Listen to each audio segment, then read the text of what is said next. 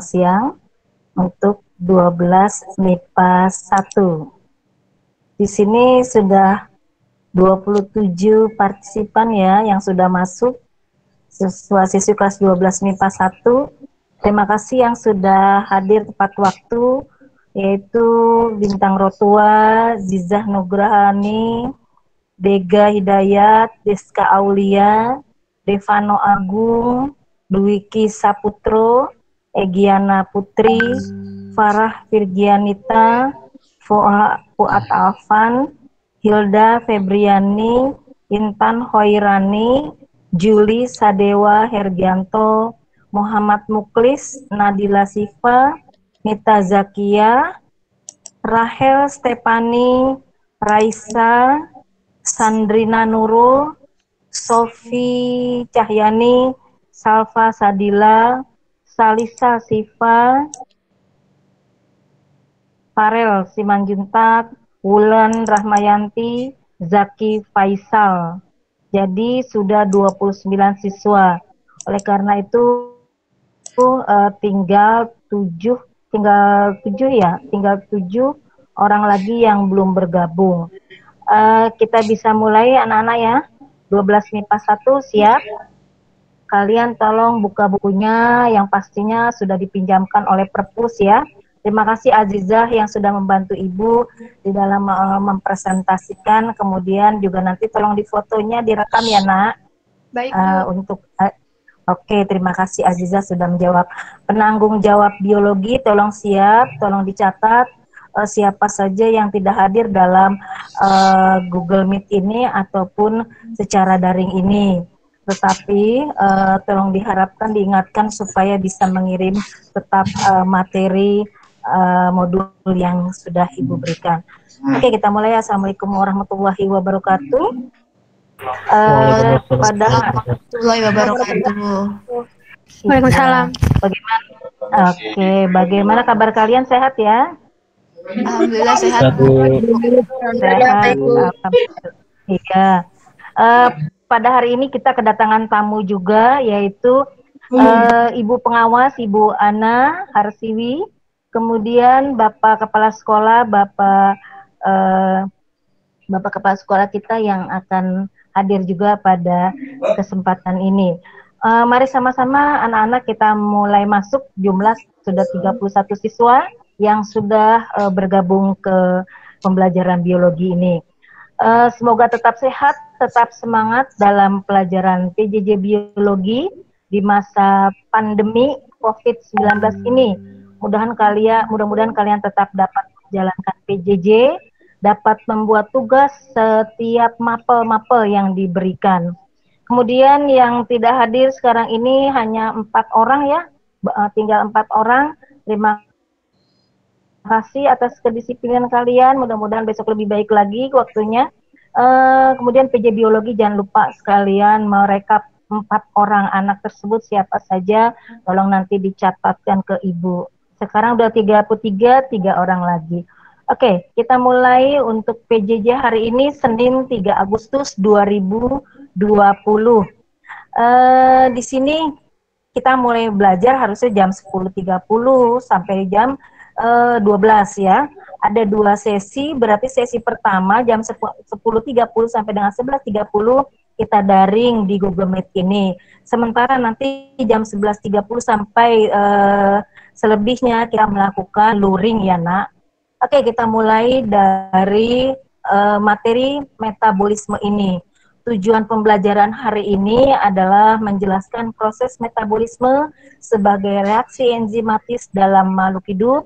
Kemudian juga melaksanakan percobaan, kalian juga ada di sana di UKBM, di LK, bagaimana menyusun laporan hasil percobaan, kerja enzim, fotosintesis, respirasi anaerob, ya, bisa ditulis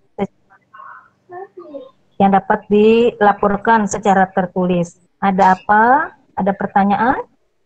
Oke, Ibu ingin kalian juga aktif dalam proses pembelajaran ini. Silahkan dibuka maka bukunya sehingga Ibu bisa mencatatkan ataupun nanti temannya ya bagian pencatat PJ-nya siapa yang aktif pada hari ini. sudah ada buku, silakan kalian menjawab juga beberapa pertanyaan dalam proses pembelajaran kita ini. Ya, mari kita sama-sama melihat metabolisme.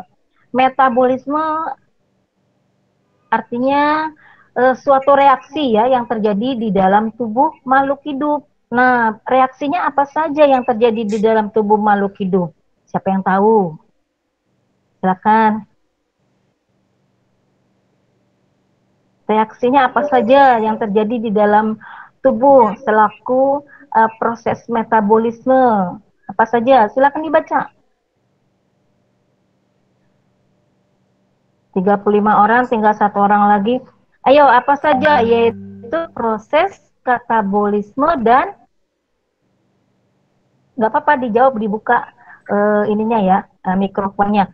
Ada proses katabolisme dan ada proses anabolisme. Sudah pernah dengar kan? IPA 1 ya?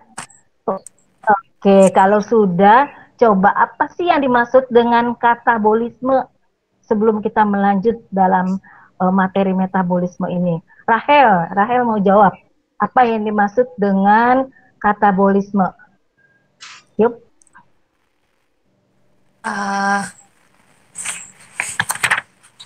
Katabolisme adalah lintasan metabolisme yang merombak suatu substrat kompleks molekul organik menjadi komponen-komponen penyusul sambil melepaskan energi.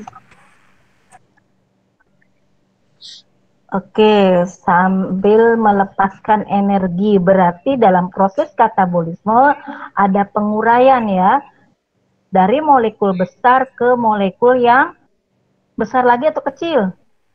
Rahel? Kecil. Rahel? Ya, kecil. Nah, berarti di sini selain ada proses penguraian, juga ada hasil sampingnya berupa ATP atau yang dikenal dengan nama energi ya. Itu yang dimaksud dengan katabolisme. Sementara kalau anabolisme artinya apa? Silakan dibaca bukunya, dijawab. Tadi Rahel sudah ya, tolong dijawab itu. Dicatat PJ-nya. Siapa lagi yang mau menjawab mengenai anabolisme? Apa yang dimaksud dengan anabolisme? Materi Ibu sudah berikan, kemudian nanti UKBM-nya menyusul habis ini. Ya, silakan Azizah menjawab ya. Ya, Azizah, apa yang dimaksud dengan anabolisme? Yap. Anabolisme adalah proses penyusunan senyawa kimia sederhana menjadi senyawa kimia atau molekul kompleks. Prosesnya memerlukan energi sehingga disebut reaksi endergonik. Oke, dia justru membutuhkan ATP ya di sini. Kemudian bisa secara garis besar, terima kasih Azizah, merupakan satu penyusunan dari unit terkecil menjadi yang kompleks, menjadi unit yang kompleks ataupun menjadi ukurannya lebih besar. Nah, di sini kita sebelum memasuki materi katabolisme dan anabolisme, kita lihat dulu bahwa komponen dalam proses metabolisme yaitu ada enzim dan energi. Ya, enzim merupakan biokatalisator atau katalis organis yang dihasilkan oleh sel. Katalis adalah zat kimia yang mempercepat reaksi tetapi tidak ikut bereaksi. Makanya nanti kita pelajari bagaimana sih cara kerja enzim, kemudian sifat enzim, faktor yang mempengaruhi enzim itu sendiri. Nah, kalian pernah dengarkan, kita pernah mempelajari kalau kata-kata enzim itu di kelas 11 pelajaran apa? KD-nya apa? Masih ingat? Yaitu KD sistem apa, Rahel? Sistem pencernaan ya. Jadi di sana ada sistem pencernaan makanan. Itulah kita mengenal pertama kali dengan enzim. Enzim, coba kalau pertama kali makanan masuk ke dalam tubuh, enzim apa yang ada ataupun enzim yang melakukan kerja pertama kali apabila makanan masuk ke dalam tubuh, yaitu terdapat di Ayo, masih ingat? Coba ingat-ingat kelas 11. Masuk ke dalam tubuh enzim apa itu? Dia berada di mana? Ketemu dengan enzim pertama kali di mana? Enzim amilase, Bu, di mulut. Pinter, amilase di mulut ya. Di pertama kali itu kita ketemu enzim amilase ada di mulut karena mulut kita mengunyah apa? Tadi ada amilase. Mengunyah? Masih ingat, Farah? Mengunyah zat tepung ya, Bu? Ya, mengunyah nasi, zat Bu. tepung berupa apa? Bukan zat apa? Nasi, Bu. Abrar apa? Nasi. Nasi. Karbohidrat Iya, menjadi zat tepung glukosa, itu Bu. betul, karbohidrat ya. Karbohidrat itu contohnya makanan sehari-harinya adalah nasi. Nasi dikunyah di mulut, ada enzim amilase ya mengubah karbohidrat menjadi amilum. Kerjanya spesifik sehingga nanti kita pelajari cara kerja enzim, sifat enzim dan lain-lain. Itulah sedikit kita mengenal tentang enzim yang akan dipelajari lebih khusus pada kelas 12 bab metabolisme ini. Kemudian kita lihat sekarang energi ya. Energi itu salah satu kimia yang berenergi dalam tubuh, bersifat labil. Lepasnya satu ikatan fosfat dari ATP menjadi ATP. ATP itu bahasa lain di energi ya di dalam tubuh, yaitu adenosin trifosfat.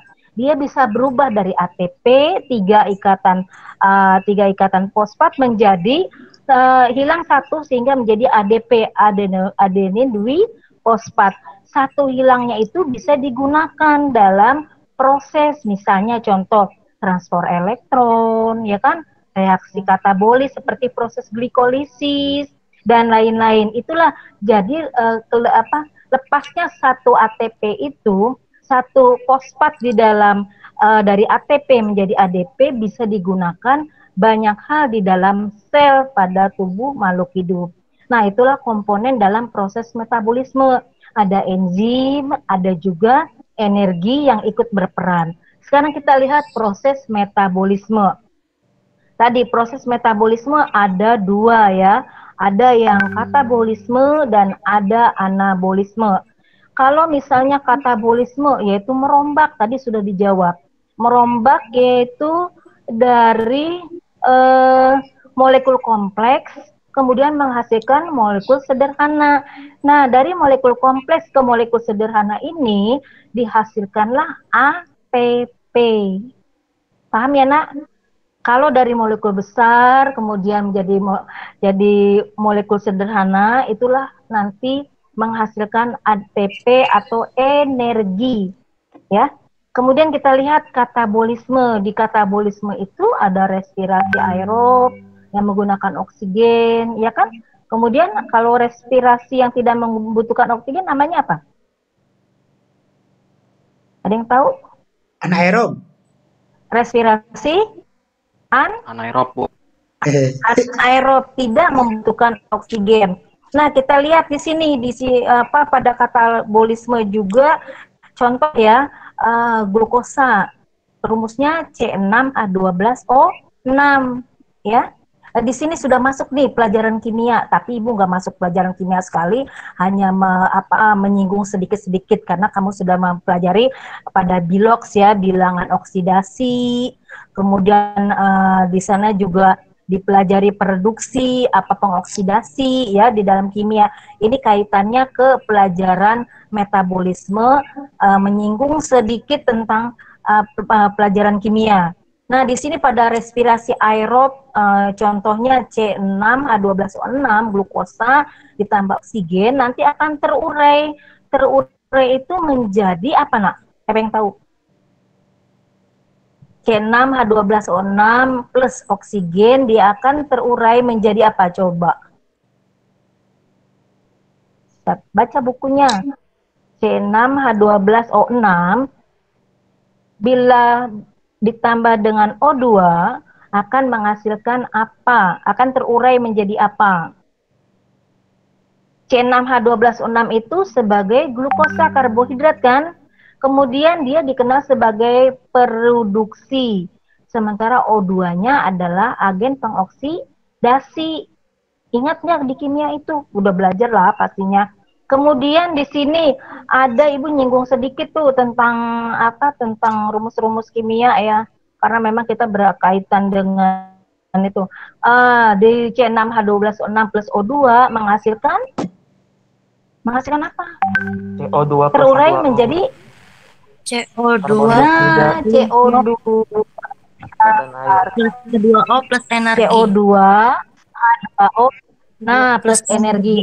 Jadi kalau kalian benar harus ada energi ya dihasilkan karena memang uraian dari molekul kompleks ke molekul sederhana. Jadi kamu bisa lihat itu uraian menghasilkan tadi CO2, H2O dan energi. Jadi di sini nanti nyinggungnya ke kimia nih. Harus ada perubahan bilangan oksidasi. Udah bisa kan? Udah bisa lah, pasti sudah diajarkan ya. Misalnya C6H12O6 plus O2. Hasilnya CO2 plus H2O energi. C-nya itu kan baru 1, berarti di depannya ada 6 C ya, kayak gitu-gitu ya kan. Kemudian O2-nya, O-nya baru 2. Kemudian sementara di sana ada 8, berarti 6 plus O2 berarti 8 ya, kayak gitu. Itu namanya bilangan oksidasi. Nah, sekarang kita lihat respirasi aerob terdiri dari apa saja. Ada yang namanya di katabolisme, ada yang namanya apa? Coba MIPA 1. CO2, Respirasi aerob. oksigen, Yang termasuk katabolisme apa saja? 1. Proses respirasi aerob pada katabolisme terdiri dari ada 3 kan? Yang pertama Glikolisis. lihat dong. Glikolisis. Glikolisis, terus apa lagi? Rahel, glikolisis. Oh ya, benar Farah, Caroline, siklus Krebs, dan yang ketiga? Yang ketiga? Transfer elektron. Sekarang Ibu mau nanya mengenai glikolisis. Terjadinya di mana, Farah? Glikolisis terjadinya di mana? Di dalam sitoplasma sel, Bu. Oke, di dalam sitoplasma sel. Kalau siklus Krebs, Rahel?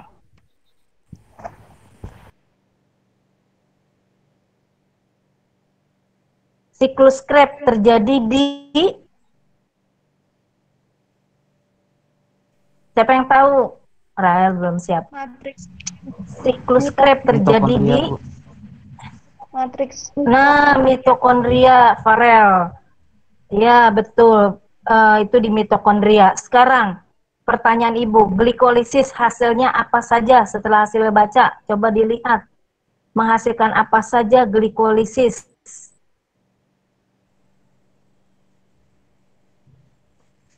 Yuk. Apa saja yang dihasilkan di glikolisis? Asam Ya, Farah. Betul, asam pirufat. Terus?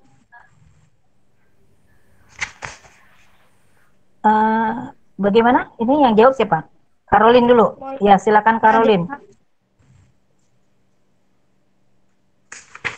Kenapa, Nak? molekul NADH, Bu. Asam pirufat. Iya, molekul NADH. Terus apa lagi? ATP.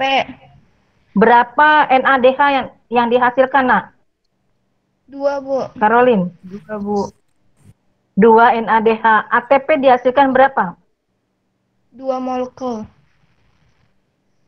Oke, kemudian asam pirufat dihasilkan berapa? 2 molekul juga, Bu. Sama 2 molekul H2O. Oke. Iya. Oke, terima kasih Caroline. Jawabannya glikolisis dihasilkan 2 ATP, 2 NADH, dan 2 molekul asam pirufat. Itu yang utama yang dihasilkan oleh glikolisis. Tolong teman-teman yang lain, siswa-siswi kelas 12 MIPA 1, apabila ada tambahan ataupun ada kekeliruan di dalam penyampaian, silakan diinformasikan ya. Oh ya Bu, ada seperti ini, nggak apa-apa, kita saling belajar, saling mengingatkan. Jadi itu hasil dari glikolisis terjadi di sitoplasma kemudian dihasilkan 2 ATP, 2 NADH, dan 2 molekul asam piruvat. Sekarang siklus Krebs, siapa yang mau cerita? Terjadi di, tadi sudah disebutkan ya, di mitokondria. Apa saja yang dihasilkan pada proses siklus Krebs? Asam sitrat. Yep. Asam sitrat, terus apa lagi Rahel, Stefani? Oke.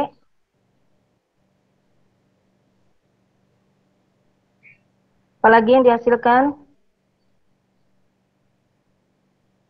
Silakan. 4 molekul CO2, Bu. Yang dihasilkan yaitu, maksud satu aja. Molekul CO2, apalagi hasil samping itu dari siklus Krebs? 2 molekul ATP. Parah. ATP sama NADH, Bu. Ya.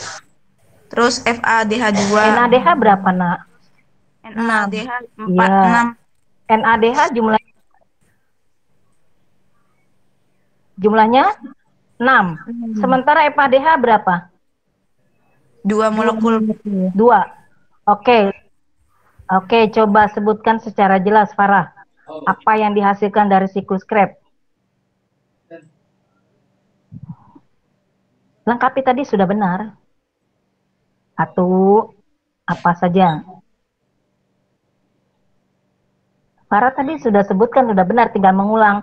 Yang dihasilkan dari siklus Krebs, apa saja?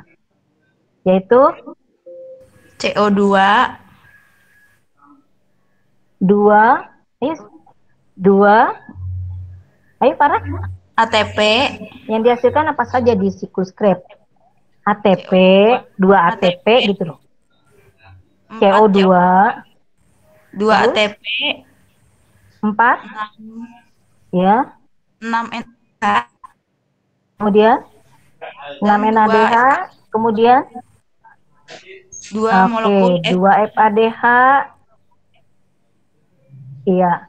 Oke, 2 FADH, 6 NADH, dan 2 ATP itu hasil dari proses siklus Krebs. Nah, sekarang fosforilasi oksidatif atau transfer elektron terjadinya di mana? Yang lain coba.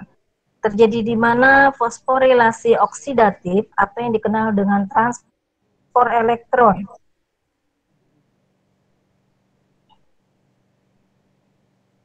Terjadi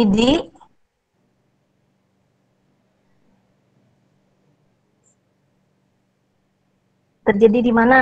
Di krista mitokondria. Kalau tadi di dalam sel, di dalam organel sel mitokondrianya, sekarang transfer elektron itu terjadi di krista mitokondria. Di sana hanya penukaran pembawa elektron saja ya.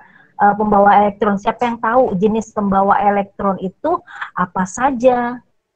Pembawa elektron yang bisa ditukarkan menjadi energi di proses fosforilasi oksidatif atau yang dikatakan dengan transfer elektron. Itu apa saja? Tadi sudah disebutkan di glikolisis bisa ditukar nanti menjadi ATP. Ditukarnya di mana? Pada saat fosforilasi oksidatif atau transfer elektron, ya. Glikolisis yang di sini jenis pembawa elektron siapa saja? Untuk kalau tadi kan ada jelas ya, ada 2 molekul ATP di setiap hasil proses glikolisis dan siklus Krebs. Elektron bisa ditukar menjadi ATP. Siapa dia? Ada 3, yaitu yang pertama NADH, ya. NADH atau yang dikenal dengan nikotiamida, adenin dinukleotida hidrogen. Jadi itu salah satu pembawa elektron. Tadi kan ada kan NADH kan? NADH didapat di glikolisis. 1 molekul setara dengan 3 ATP. Berarti kalau ada 2 dia 6 ATP. Salah apa benar? Yang lain nih gimana nih? NADH ya, NADH 1 molekul NADH setara dengan berapa ATP tadi nak? 3. Loh, IPA 1. 3. Kalau misalnya ada juga selain NADH, siapa dia pembawa elektronnya? Selain NADH ada Yang tadi. FADH. ADH2. Iya, FADH, benar, Karolin. Setara berapa? Satu molekul FADH setara berapa ATP-nya? Bu, 2 ATP. Iya, 2 ATP benar ya. Jadi itu ditukerin. Tadi kan hadiah dari glikolisis dihasilkan contoh 2 NADH, 2 molekul NADH. Berarti bisa didapat pada transfer elektron itu ditukar menjadi ATP, yaitu menjadi 6 ATP. Nah, jadi kesimpulannya jenis pembawa elektron itu ada yang pertama tadi disebutkan apa? Ibu bilang NADH dan FADH ya. Oke. Ya, NADH dan FADH.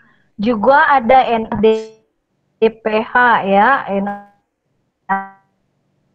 NADPH itu merupakan pembawa elektron. Nah, sekarang kita lihat respirasi anaerob. Respirasi anaerob itu merupakan molekul energi yang dihasilkannya lebih kecil, anaerob, tidak butuh oksigen. Dia menghasilkan hanya 2 ATP saja. Nah, di sini kemarin kita sudah ini ya, membagi-bagikan untuk presentasi. Silahkan 30 menit ke depan kalian bisa mempresentasikan, kemudian kita bisa bertanya jawab ya. Silakan, ada yang mau presentasi, sudah siap? Nana? Presentasi mengenai metabolisme. Kelompok siapa itu? Kelompok 2, Bu. Bintang ya? Kelompok 2 bintang rotua ya? Oke, silakan bintang rotua, kita ini dulu mempresentasikan Kelihatan kan? hasil dari baca kalian terhadap bab metabolisme. Oke, lanjut kan? next, Nak. Kelihatan ya? Salam pembuka dan lain-lain. 1. Kelihatan kok, Nak, kelihatan. Oke. 1, 2, 3. Assalamualaikum warahmatullahi wabarakatuh. Warahmatullahi wabarakatuh. Waalaikumsalam warahmatullahi wabarakatuh. Kami dari kelompok 2 ingin mempresentasikan bab enzim dan metabolisme sel. Saya Bintang Rotua. Saya Bobi Faizal. Saya Karolin Dewi Fortuna. Saya Dega Hidayat. Ya. Pengertian metabolisme secara umum adalah semua reaksi yang terjadi dalam tubuh makhluk hidup. Lalu enzim. Enzim adalah biomolekul yang berupa protein yang berfungsi sebagai katalis atau senyawa yang mempercepat proses reaksi tanpa habis bereaksi dalam suatu reaksi kimia organik. Molekul awal yang disebut substrat dan dipercepat perubahannya menjadi molekul lain yang disebut produk. Semua proses biologi sel memerlukan enzim agar dapat berlangsung dengan cukup cepat dalam suatu arah lintasan metabolisme. Nah, klasifikasi enzim. Berdasarkan UIB atau International Union of Biochemistry, enzim dibagi menjadi 6 kelompok. Yang pertama, hidrolase. Enzim yang mengkatalis suatu reaksi karena adanya air. Contohnya, maltase yang memecah maltosa menjadi glukosa. Yang kedua, osidoreduktase. Enzim yang mengkatalisis reaksi reduksi dan oksidasi. Contoh, katalase yang mengkatalisis hidrogen peroksida atau H2O2 menjadi molekul air atau H2O dan oksigen atau O2. Yang ketiga, ada liase. Enzim yang menambahkan gugus baru ke substratnya dengan memecahkan lintasan ikatan ganda. Contohnya, pirufat dekarbosilase yang memecah asam pirufat menjadi etanol. Yang keempat, transferase. Enzim yang mentransfer suatu gugus fungsi ke yang lain. Contoh, glukosa menerima gugus fosfat dari ATP dan membentuk glukosa 6-fosfat. Yang kelima, ada isomerase. Enzim yang mengubah suatu isomer ke bentuk lain. Contohnya ada sitrat yang berubah menjadi isositrat sebelum reaksi oksidasi. Yang keenam ada ligase atau enzim yang membentuk suatu ikatan kimia baru. Enzim ini memerlukan ATP untuk membentuk ikatan kimia barunya. Nah, komponen penyusun enzim itu yang utama adalah protein yang sifatnya fungsional dan tidak semua protein bersifat sebagai enzim. Sifat-sifat enzim itu bisa dibentuk di dalam protoplasma sel. Yang kedua, enzim beraktivitas di dalam sel tempat sintetisnya atau disebut endoenzim, maupun di tempat yang di luar tempat sintetisnya yang disebut eksoenzim. Dan sebagian besar enzim bersifat endoenzim.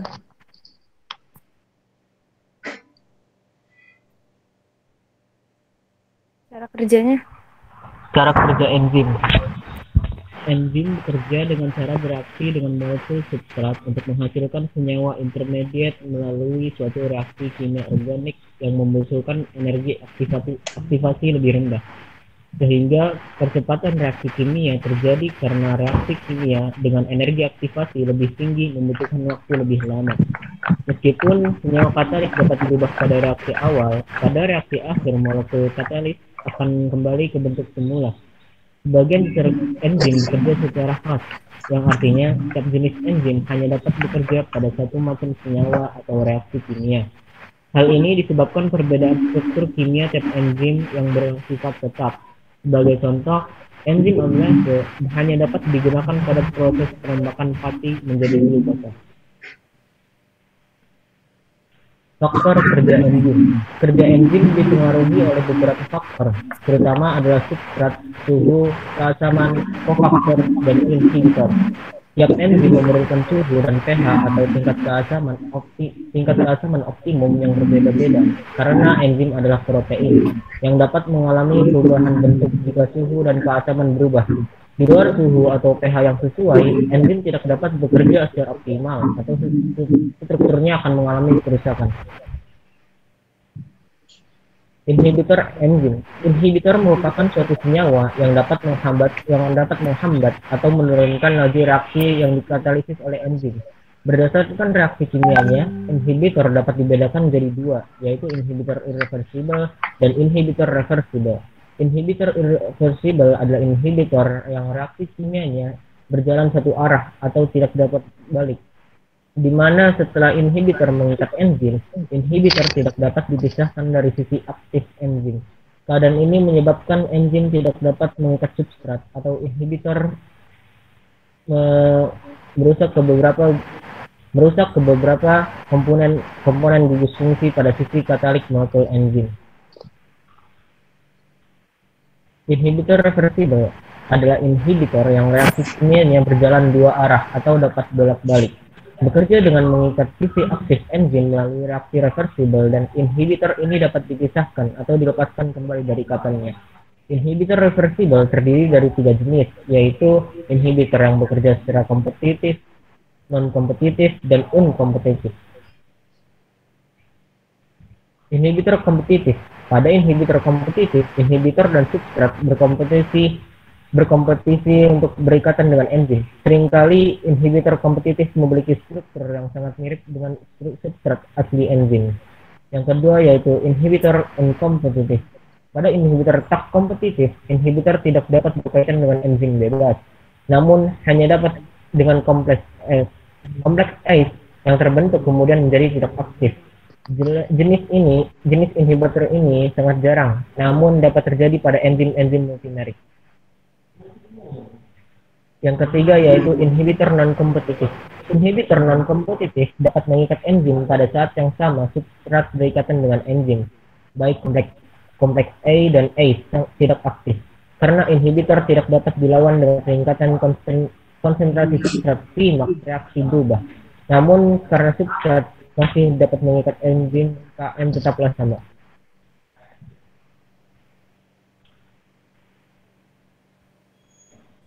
Katabolisme. Katabolisme adalah proses memecah molekul-molekul besar dan kompleks menjadi bentuk yang lebih sederhana. Kebanyakan diubah menjadi energi atau ATP. Prosesnya disebut respirasi internal atau respirasi sel.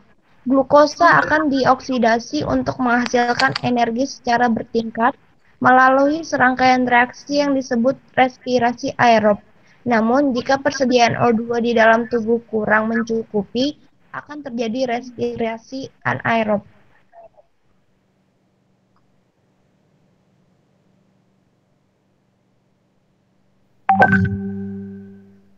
Respirasi aerob bisa kita artikan sebagai sebuah reaksi pemecah senyawa glukosa yang memerlukan bantuan oksigen. Respirasi aerob terbagi jadi 4 tahapan. Yang pertama, glikolisis. Pada proses ini terjadi pemecahan glukosa 6 atom karbon menjadi asam pirufat 3 atom karbon. Proses ini berlangsung di sitoplasma dalam 2 jenis reaksi. Endergonik membutuhkan ATP dan eksergonik menghasilkan ATP. Pada tahap ini akan dihasilkan 2 ATP, 2 asam pirufat, dan 2 NADH. Asam pirufat yang dihasilkan akan digunakan sebagai bahan pada proses selanjutnya, yaitu dekarboksilasi oksidatif. Yang kedua, dekarboksilasi oksidatif bisa juga disebut sebagai reaksi antara karena dekarboksilasi oksidatif merupakan reaksi sebelum masuk ke tahap selanjutnya, yaitu siklus Krebs. Proses ini berada pada mitokondria, tepatnya pada matriks mitokondria. Pada proses ini terjadi perubahan satu asam pirufat menjadi satu asetil CO.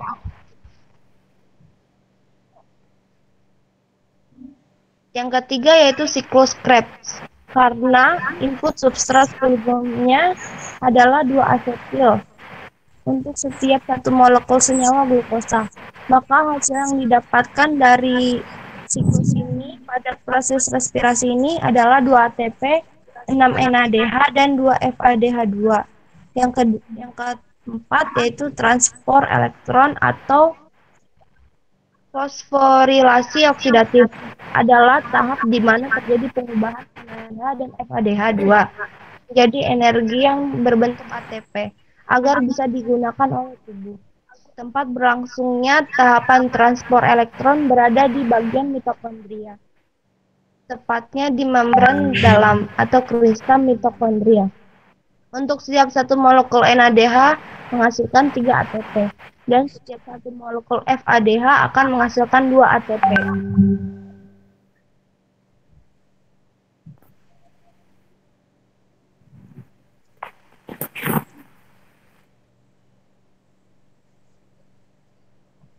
Next. Respirasi anaerob adalah suatu proses pembebasan energi yang tersimpan dalam bahan bakar organik, misalnya karbohidrat, melalui serangkaian reaksi tanpa menggunakan oksigen. Respirasi ini disebut juga fermentasi. Fermentasi dapat terjadi pada jamur bersel satu, bakteri yang hidup di rawa, maupun sel manusia. Respirasi ini terdiri dari 2 tahapan, yaitu proses glikolisis, yang setiap satu molekul glukosa diubah menjadi 2 asam pirufat, 2 NADH, dan 2 ATP. Dan yang kedua yaitu transfer elektron, terjadi dari NADH ke asam pirufat atau turunan asam pirufat sehingga menghasilkan NADH+.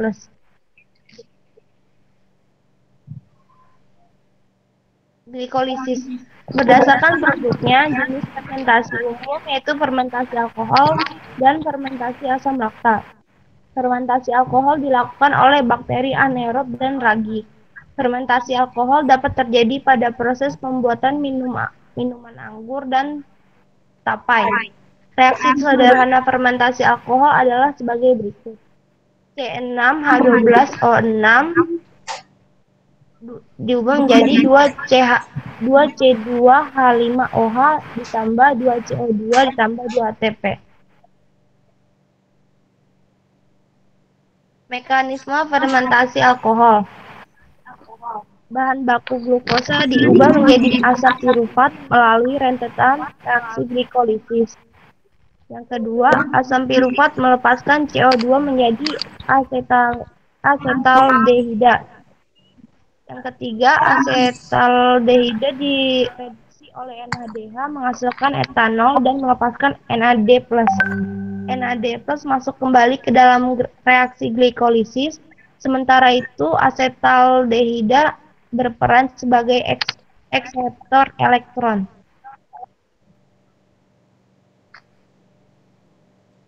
Fermentasi asam laktat terjadi pada sel hewan dan manusia ketika kekurangan oksigen. Hal ini terjadi jika katabolisme gula untuk membentuk ATP melebihi dari pasokan oksigen dalam darah. Fermentasi asam laktat juga dilakukan oleh jamur atau bakteri pembuatan keju atau yogurt. Reaksi sederhananya adalah sebagai berikut. C6H12O6 diubah jadi 2C3H6O3 ditambah 2 ATP.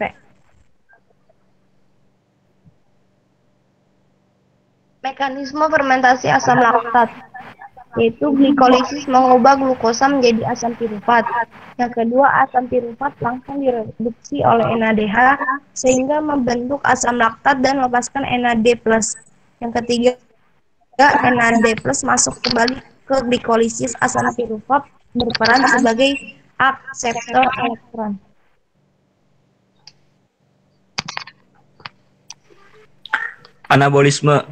Anabolisme adalah proses pembentukan molekul kompleks di dalam tubuh dari sel yang lebih sederhana sehingga membutuhkan energi. Fotosintesis. Yang pertama, reaksi penyusun senyawa-senyawa sederhana menjadi senyawa kompleks organik dengan menggunakan energi dari cahaya. Energi dapat berasal dari sinar matahari atau yang tingkat dengannya. Dilakukan oleh organisme fotoautotrof atau yang memiliki klorofil. Produk yang dihasilkan berupa senyawa berkarbon 2 yang akan diuraikan menjadi CO2 di dalam mitokondria dan peroksisom. Kelebihan produk fotosintesis akan dirubah menjadi pati yang dapat disimpan di akar batang, biji, atau buah. Yep. Faktor yang mempengaruhi fotosintesis. Yang pertama ada intensitas cahaya. Yang intensitas cahaya yang tinggi dapat meningkatkan laju fotosintesis dan merusak klorofil. Yang kedua, panjang gelombang cahaya. Cahaya yang berguna untuk fotosintesis adalah cahaya tampak yang memiliki panjang gelombang. Terpendek adalah cahaya ungu dan cahaya merah atau yang terpanjang. CO2 berlebih dapat mengganggu respirasi tumbuhan. Suhu fotosintesis akan berlangsung dengan baik pada suhu 25 sampai 39 derajat Celcius. Ion anorganik. Ion organik yang diperlukan dalam pembentukan klorofil yaitu N, Cl, Fe, B, Mn, Zn, S, Cu, Mo, dan Mg. Zat inhibitor. Faktor penghambat fotosintesis adalah SO2, hujan asam, dan herbisida. Reaksi gelap terang. Reaksi terang tahap pertama dari proses fotosintesis yang memerlukan cahaya. Reaksi terang berlangsung di grana menghasilkan ATP, NAD, pH, dan oksigen. Yang kedua, reaksi gelap, yaitu tahap kedua dari proses fotosintesis yang tidak memerlukan cahaya. Reaksi gelap berlangsung di stroma dan menghasilkan glukosa serta senyawa turunan lainnya. Pembuktian percobaan fotosintesis. Sebentar. Percobaan. Halo Dega. Sebentar, Ya, Ibu Bu. meluruskan aja. Fotosintesis itu terjadi di tadi di grana ya, disebutkan ya. Tapi lebih tepatnya yaitu di tilakoid ya. Terjadinya di grana. Kalau grana itu kan tumpukan, ya kan? Kalau tilakoid itu selempeng ya. Apa bagaimana? Coba kamu lihat kemana tadi itunya apa ya? PowerPoint kamu. Kalau di grana itu terjadi jadi kan di grana kan, tapi ada buku lain yang menyebutkan di stroma apa atau di grana. Coba lihat. Kalau stroma itu selempeng, kalau grana itu tumpukan. Ya, berarti dia terjadinya yang pertama di stroma, kemudian secara umum garis besar dia terjadi di grana. Jadi tumpukan uang, lempengan-lempengan uang logam itu kan stroma. Kemudian dia akan tertumpuk di grana, ya kan? Oke. Iya, Bu. Benar apa salah tuh? Coba lihat dulu bahwa kalau misalnya tumpukan itu stroma ya, kalau grana itu tumpukan ya. Bener nggak? Salah ntar Ibu, karena ada buku lain menyebutkan seperti itu. Coba nanti kita lihat lagi ya, lanjut dulu. Oke, nanti kelompoknya dicari. Nanti Dega, Bintang, Caroline, ya silakan. Yang pertama percobaan Engelmann tahun 1883 membuktikan bahwa fotosintesis yang pertama memerlukan cahaya, kedua memerlukan klorofil, tiga paling efektif terjadi pada spektrum warna biru merah, yang keempat membebaskan oksigen. Pada saat itu Engelmann mengamati Spirogyra sp dan Bacterium thermo di bawah mikroskop. Jika seberkas sinar dijatuhkan pada kloroplas Spirogyra akan tampak Bacterium thermo mengerumuni daerah kloroplas yang terkena sinar, terutama warna biru dan merah. Bacterium thermo perlu oksigen hasil fotosintesis Spirogyra. Jika kloroplas tidak disinari cahaya, tidak banyak bakteri di situ. Oke, next. Yang kedua, percobaan Ingenhousz pada tahun 1779. Perangkat diletakkan di tempat yang terkena cahaya matahari. Hasilnya muncul gelembung udara dari tanaman. Gelembung yang tertampung di tabung reaksi diuji dengan nyala api. Nyala api yang semakin besar membuktikan gelembung itu adalah oksigen. Membuktikan bahwa fotosintesis yang pertama membebaskan oksigen berupa gelembung udara pada saat terang. Kedua, memerlukan cahaya. Tiga, memerlukan karbon dioksida sebagai sumber karbon. Yang keempat, memerlukan klorofil. Yang kelima, percobaan ini menggunakan tumbuhan air Hydrola verticillata.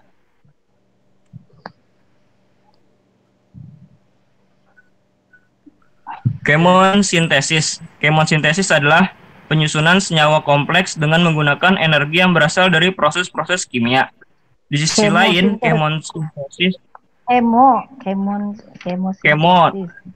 kemosintesis adalah peristiwa penyusunan zat organik dengan memanfaatkan sumber energi hasil reaksi kimia. Energi tersebut diperoleh dari hasil oksidasi senyawa organik yang diserap dari lingkungan. Banyak mikroorganisme di wilayah lautan yang gelap menggunakan kemosintesis untuk menghasilkan biomasa dari molekul karbon tunggal. Dua kategori dapat dibedakan. Di tempat langka di mana molekul hidrogen atau H2 tersedia. Di tempat energi yang bersedia dari reaksi antara CO2 dan H2 atau mengarah pada produksi metana CH4 dapat cukup besar untuk mendorong produk biomasa. Alternatif lain, di sebagian besar lingkungan samudra, energi untuk kemosintesis berasal dari reaksi zat seperti hidrogen, sulfida, atau amonia teroksidasi. Ini dapat terjadi dengan atau tanpa kehadiran oksigen.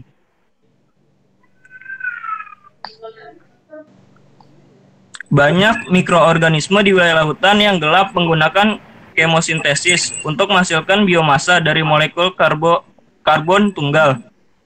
Dua kategori dapat dibedakan. Di tempat langka di mana molekul hidrogen atau H2 tersedia.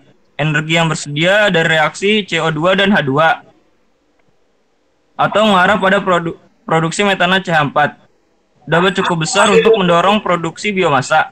Alternatif lain, di sebagian besar lingkungan samudra, energi untuk kemosintesis berasal dari reaksi zat seperti hidrogen, sulfida, atau amonia teroksidasi. Ini dapat terjadi dengan atau tanpa kehadiran oksigen. Yep. Ini Bapak ngambil aja, Pak. Udah. Terima kasih. Sudah selesai? Oke. Untuk kali ini terima kasih untuk kelompok 2 mengenai metabolisme ya. Sudah mempresentasikan tentang metabolisme. Sekarang sebelum masih ada waktu beberapa menit, silakan ada yang mau bertanya terkait dengan materi yang disampaikan. Nanti kalian bisa mengerjakan, ada LK ya, LK dan UKBM yang Ibu berikan.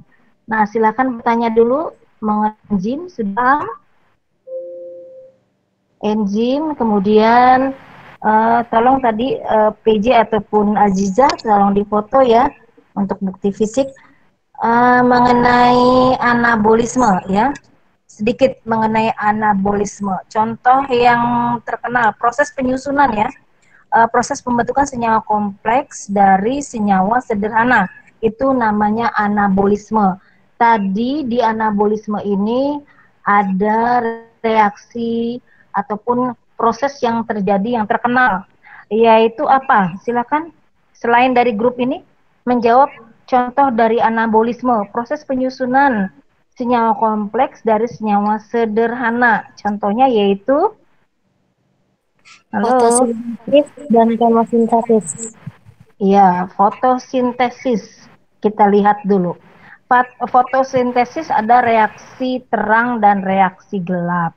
Coba reaksi terang dan gelap, apa yang dihasilkan dan dibutuhkan pastinya. Coba pada reaksi terang, siapa yang tahu terjadi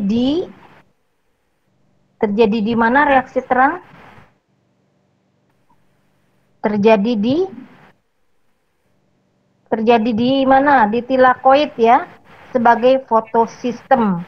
Nah, di sini fotosistem ada 2, fotosistem 1 dan fotosistem 2. Fotosistem 1 itu klorofil A yang menyerap warna merah dengan panjang gelombang P700. Kemudian kalau fotosistem 2 di sana lebih kecil. Fotosistem 2 klorofil A menyerap warna merah panjang gelombangnya 680. Dia akan melakukan transfer elektron dikatakan non-siklik ya. Non-siklik yaitu dari P700 dari klorofil A yang fotosistemnya fotosistem 1 dengan panjang gelombang 700 kembali lagi ke fotosistem 2. Itu prosesnya dikatakan sebagai proses transfer elektron non-siklik.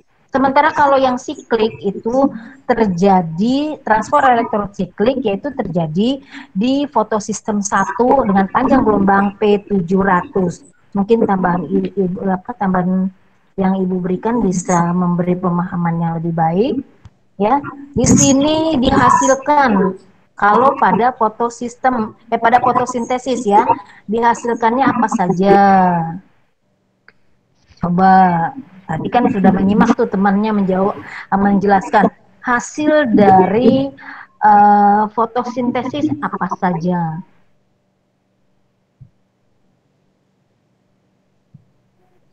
Ayo, kelompok lain.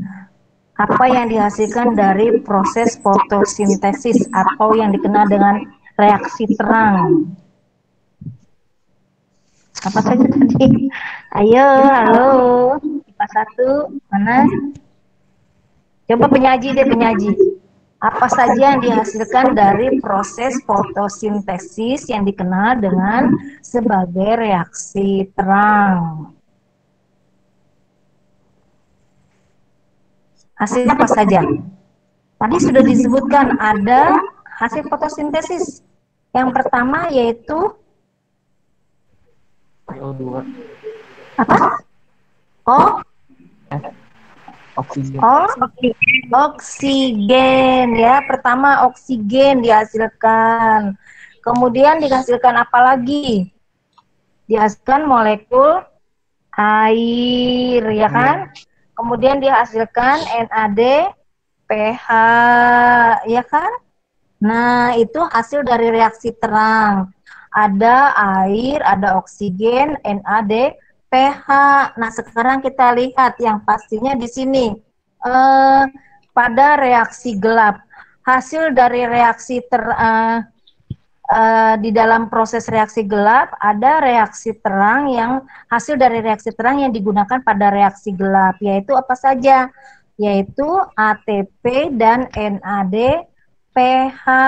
Itu digunakan untuk proses reaksi gelap. Nah, untuk pada reaksi terang tadi dihasilkan, ingat, ada ATP, ada air, ada oksigen, ada NAD, pH. Sekarang kita nih mau menuju ke reaksi gelap. Untuk reaksi gelap dibutuhkanlah hasil dari reaksi terang. Reaksi terang yang digunakan, hasil reaksi terang yang digunakan pada reaksi gelap yaitu tadi menggunakan ATP yang hasil dari reaksi terang, kemudian ATP atau energi, kemudian juga di sana digunakan juga CO2 dan NADPH, ya.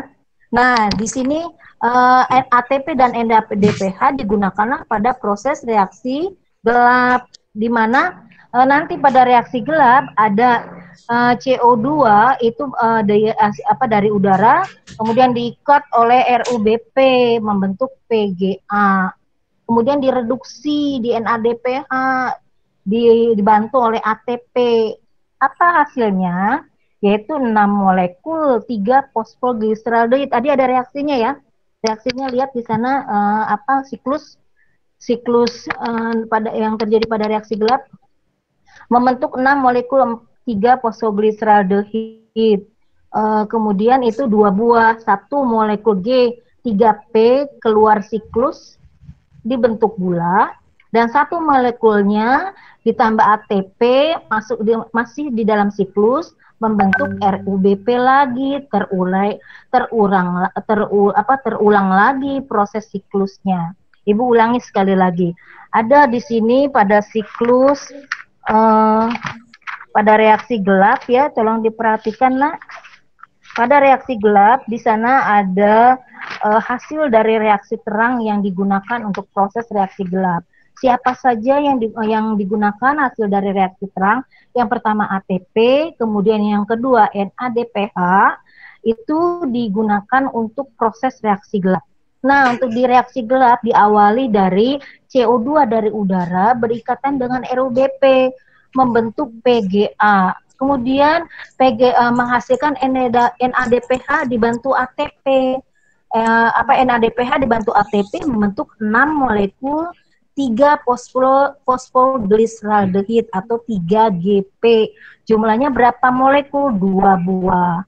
Nah, 1 molekul G3P ini keluar siklus, dia akan menjadi gula dan masuk ke dalam lagi, yang satu masih di dalam siklus berikatan dengan ATP, dia akan membentuk RUBP lagi. Muter-muter terus seperti itu. Itulah yang terjadi pada reaksi gelap.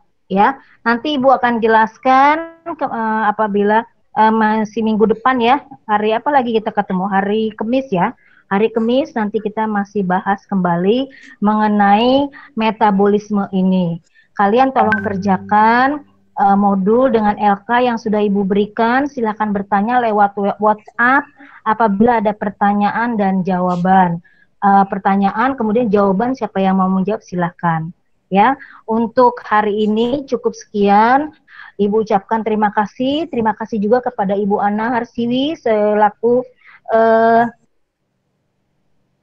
pengawas paket SMA Negeri 64 Jakarta dan Bapak Kepala Sekolah SMA Negeri 64 Jakarta Bapak Imam Prasaja sudah hadir di dalam PJJ kali ini biologi kelas 12. Mohon maaf atas segala kekurangan. Ibu Ana ataupun Bapak Imam mau ada yang disampaikan kepada anak-anak? Silakan Ibu.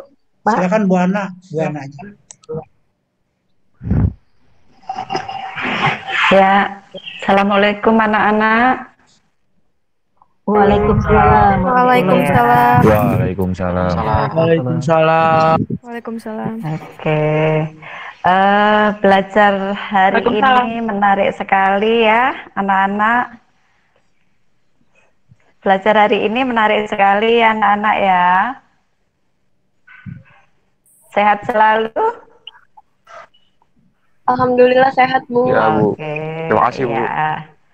Ya, ya sehat selalu. Kita semuanya harus menjaga kesehatan kita sendiri, sehingga belajar dari rumah, tetap siap belajar dari rumah. Usahakan kalian mindsetnya bahwa kita sekarang tidak belajar darurat, tapi kita belajar era baru, yaitu dengan moda-moda yang Bapak Ibu guru sediakan, diantaranya ada yang daring, ada yang luring, kemudian kalian mempelajari UKBM sendiri, sehingga pada saat kalian bertemu dengan Bapak Ibu bisa langsung menanyakan mana-mana yang belum kalian kuasai, sehingga lebih efektif pada saat kalian bertatap muka dengan daring pada Bapak Ibu semuanya. Utamakan kesehatan, semoga kita semua sehat, keluarga kita semua sehat, sehingga kita bisa segera bertatap muka untuk belajar yang normal di sekolah, ketemu dengan teman-teman, dengan Bapak Ibu guru, dan kita belajar di sekolah. Itu saja yang perlu saya sampaikan. Salam sehat buat semuanya. Amin. Makasih Bu. Terima kasih Bu Ana. Ya, sama-sama. Kepada Bapak Kepala Sekolah, ada yang ingin disampaikan kepada anak-anak, Pak? Ya, sedikit tambahan. Assalamualaikum warahmatullahi wabarakatuh. Waalaikumsalam. Waalaikumsalam warahmatullahi wabarakatuh. Waalaikumsalam. Ya, pada anak-anak. Jadi kalian sudah sejak Maret, 16 Maret 2020 kita melaksanakan uji ya. Nah, mudah-mudahan kalian tentunya ingin belajar tatap muka ya. Udah kangen ya dengan guru-guru dan teman-teman ya di sekolah. Apa ingin PJ terus? Jadi kalau kita dengan perkembangan pandemi COVID ini misalkan lebih bagus lagi, maka nanti kemungkinan dengan keputusan gubernur bisa saja sekolah kita dibuka kembali, tentu saja dengan persyaratan kita harus siap, sekolahnya harus siap. Sekolah siap itu dalam arti sarana dan prasarananya disiapkan, begitu pula guru dan siswanya. Jadi guru dan siswanya semuanya sehat. Tadi Ibu Ana, pengawas sekolah kita, mengatakan kita harus menjaga protokol kesehatan agar siswa dan gurunya juga sehat. Ya. Oleh karena itu, guru dengan siswa diminta untuk mengisi angket kesiapan guru dan siswa dalam menghadapi kesiapan sekolah jika dibuka tatap muka. Udah diisi semua ya. Jadi jangan lupa kalau belum diisi angketnya. Angket kesiapan sekolah untuk siswa. Dan ini diisinya secara periodik, yaitu setiap 4 minggu sekali ya. Jadi kita sudah mengisi periode pertama, nanti 4 minggu lagi akan kita sebarkan lagi angketnya ya. Jadi demikian. Terima kasih Bu Ana, Bu Cik ya. Dan anak-anakku sekalian ya, Pak. Tolong jaga kesehatan ya. Assalamualaikum warahmatullahi wabarakatuh. Ya, terima kasih Bapak Kepala Sekolah, Bapak Imam Prasaja, dan Ibu Pengawas Paket SMA Negeri 64 Jakarta, Ibu Ana Harsiwi.